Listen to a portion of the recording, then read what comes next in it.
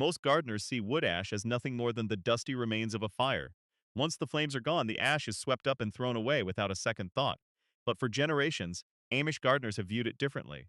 To them, wood ash was never wasted.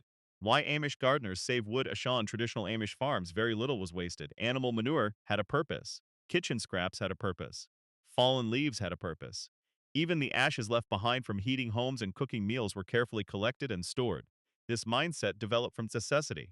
For much of their history, Amish families relied heavily on what they could produce themselves. Buying supplies was often expensive or impractical. As a result, every resource was examined for possible value. Wood ash became one of those resources. Rather than throwing it away, gardeners learned how to put it back into the land. What makes wood ash valuable? Wood ash contains minerals that remain after wood has been burned.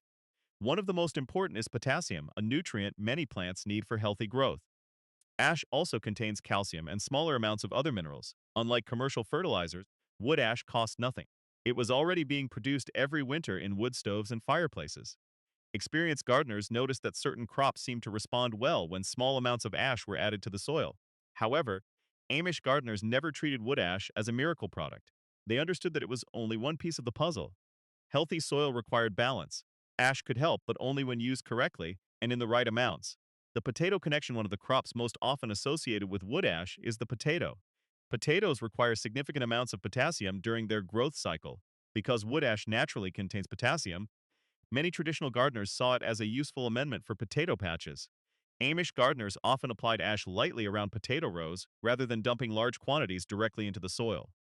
Small applications provided benefits while reducing the risk of overdoing it. Timing was also important. Ash was usually worked into the soil before planting or applied carefully during early growth stages. Gardeners paid close attention to results and adjusted their practices based on what they observed. The lesson was simple. Wood ash could support potatoes, but more was not always better. Using wood ash around garden beds beyond potatoes, Amish gardeners found another use for wood ash. When kept dry, ash could help discourage certain soft-bodied garden pests. A thin layer sprinkled around vulnerable plants sometimes created a barrier that slugs and similar pests were reluctant to cross. This was especially useful around young seedlings that were often targeted during their earliest stages of growth. The effectiveness depended heavily on weather conditions. Once rain soaked the ash, much of its usefulness disappeared. Gardeners understood this and simply reapplied it when needed. Importantly, wood ash was never viewed as a complete pest control solution. It was one tool among many. Traditional gardeners relied on observation, crop rotation, healthy soil, and natural barriers rather than depending on a single method to solve every problem. Adding wood ash to compost. Many Amish gardeners also found a place for wood ash in their compost piles. Composting was already an important part of farm life because it transformed waste materials into valuable soil amendments. Wood ash became another ingredient that could be added in moderation. Rather than dumping large amounts into the pile, experienced gardeners scattered thin layers between leaves, kitchen scraps, grass clippings, and manure. The goal was not to dominate the compost, but to contribute minerals that would eventually return to the garden. Too much ash could create problems. Excessive amounts could alter the balance of the pile and slow the composting process.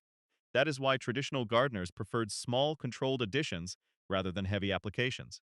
Over time, these minerals blended into the finished compost. When spread across garden beds, the compost delivered nutrients in a more balanced form. This approach reflected a common Amish principle: use what you have, but use it wisely. The orchard method. Wood ash was not limited to vegetable gardens. In some Amish communities, it was also used around mature fruit trees. Fruit trees spend years pulling nutrients from the soil. Apples, pears, peaches, and other orchard crops gradually remove valuable minerals season after season. Rather than relying entirely on purchased products, gardeners looked for ways to recycle nutrients back into the land. Small amounts of ash were sometimes spread around the drip line of established trees. This area, located beneath the outer edge of the branches, is where many feeder roots are found. Applying ash in this zone allowed minerals to gradually work into the soil. Timing mattered. Applications were often made during dormant periods or before active growth began in spring. The goal was to support long-term soil health rather than chase immediate results. Young trees required greater caution. Their root systems were more sensitive, and excessive ash could do more harm than good. Experienced gardeners understood the difference and adjusted accordingly. Perhaps the most important lesson from Amish orchard management is patience. Fruit trees are long-term investments. The gardeners who planted them often knew they might never enjoy the tree at its peak production. They cared for the soil not just for themselves, but for future generations, wood ash fit naturally into that philosophy. It was a small contribution repeated year after year, helping maintain productivity over decades rather than weeks. Where wood ash should never be used, one of the biggest mistakes modern gardeners make is assuming that if a little is good, more must be better. Amish gardeners learned long ago that wood ash has limits. Certain plants prefer acidic soil conditions. Blueberries are one of the most common examples. These plants thrive in environments that wood ash can easily disrupt. Applying ash around blueberries often produces disappointing results because the soil becomes less acidic than the plants prefer. Other acid-loving plants face similar challenges. Rhododendrons, azaleas, and several berry crops generally respond poorly when excessive ash is added to their growing areas. Young seedlings also require caution. Tender roots can be damaged when exposed to heavy concentrations of ash. This is why experienced gardeners avoid piling ash directly against young plants. Another common mistake involves applying ash repeatedly without understanding the condition of the soil. Over time, excessive use can raise pH levels beyond what many crops prefer. Plants may struggle to absorb nutrients properly even when those nutrients are present. Traditional gardeners discovered these limits through observation. They watched their crops carefully and adjusted their methods when problems appeared. Modern gardeners often skip that step, expecting a universal solution that works everywhere. The Amish approach is different. They understand that every garden is unique. Soil, climate, crops, and weather all influence results. Wood ash can be useful, but only when it matches the needs of the garden. Knowing where not to use it is often more important than knowing where to use it. How wood ash helps for generations, Amish families operated under a simple principle: avoid unnecessary expenses whenever possible. Commercial fertilizers, soil amendments, and pest control products all cost money. Even small purchases add up over time, especially on large farms and productive gardens. Wood ash offered an alternative. It was already available. Every winter, wood stoves generated a steady supply. Instead of paying for certain mineral supplements, gardeners could recycle what they already had. The savings from wood ash alone were not dramatic. However, Amish farming has never been about one miracle solution. Success comes from combining dozens of small advantages. Manure was recycled, compost was recycled, kitchen scraps were recycled, leaves were recycled, wood ash was recycled. Each practice reduced dependence on outside inputs. Together, they created a highly efficient system. This philosophy remains relevant today. Many gardeners face rising prices for fertilizers, compost, mulch, and pest control products. Traditional methods remind us that useful resources often exist much closer to home than we realize. Wood ash is a perfect example. What many people throw away can still provide value when used thoughtfully. Common mistakes. Despite its benefits, wood ash can cause problems when used incorrectly. One of the most common mistakes is using ash from treated, painted, or chemically processed wood. Amish gardeners traditionally burn natural hardwoods. Ash from treated materials may contain substances that do not belong in a garden. Another mistake is applying far too much. Some gardeners hear about the benefits and assume larger amounts will produce larger results. In reality, excessive applications can create nutrient imbalances and raise soil pH beyond desirable levels. Many people also ignore crop preferences. They apply ash everywhere without considering which plants actually benefit from it. As a result, sensitive crops suffer. Uneven distribution creates another issue.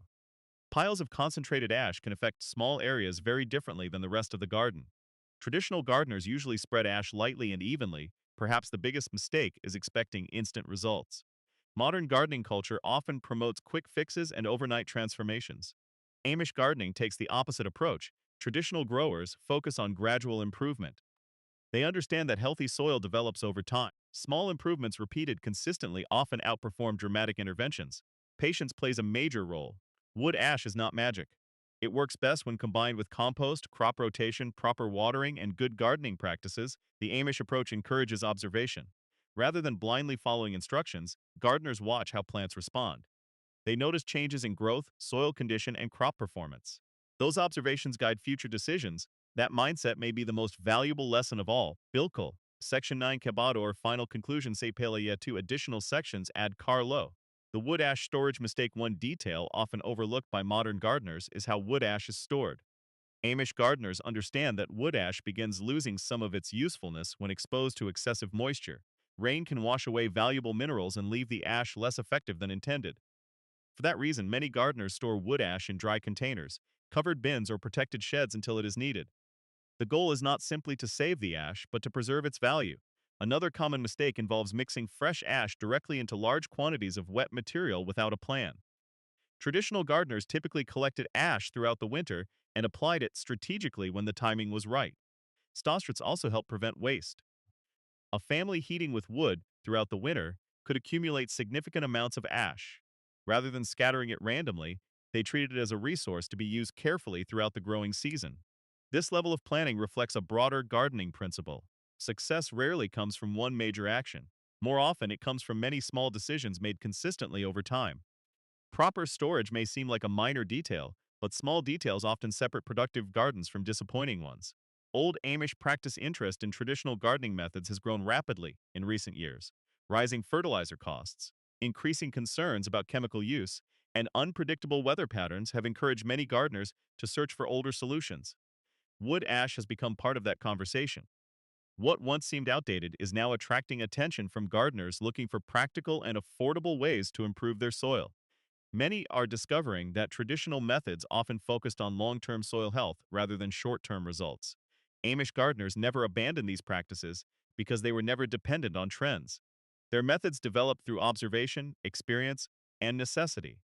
They learned what worked and continued using it. Modern gardeners face different challenges, but the lessons remain relevant. Building healthy soil, recycling available resources, reducing waste, and improving self-sufficiency are goals shared by gardeners everywhere. Wood ash alone will not transform a garden overnight, yet it represents a larger idea that is becoming increasingly important. Finding value in simple resources that are already available. In a world filled with expensive products and endless gardening shortcuts, that lesson may be more valuable today than ever before. The real lesson at first glance. This story seems to be about wood ash, but the deeper lesson has very little to do with ash itself. The real lesson is resourcefulness. Amish gardeners developed a habit of looking at ordinary materials differently. Where most people saw waste, they saw potential. Where others saw something to discard, they saw something that still had value. Wood ash represents that philosophy perfectly. A pile of ash may not look impressive. It lacks the colorful packaging of commercial products. It doesn't come with bold marketing claims or promises of instant success. Yet generations of gardeners found practical ways to use it.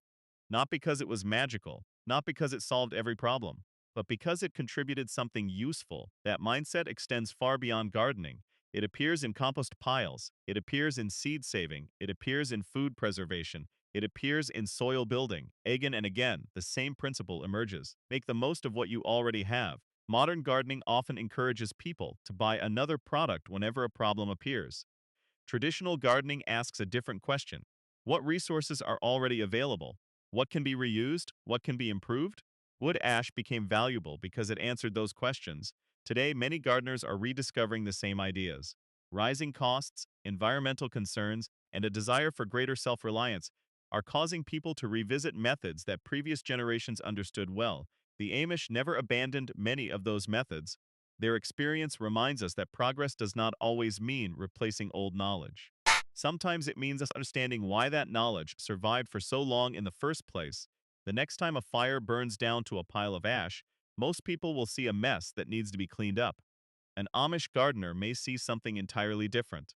They may see minerals waiting to return to the soil. They may see nutrients that can support future crops. They may see another opportunity to reduce waste and strengthen the garden. Most importantly, they may see a resource that still has work left to do, and perhaps that is the true secret behind Amish gardening. Not finding value in rare things, but learning to recognize value in ordinary things that everyone else overlooks.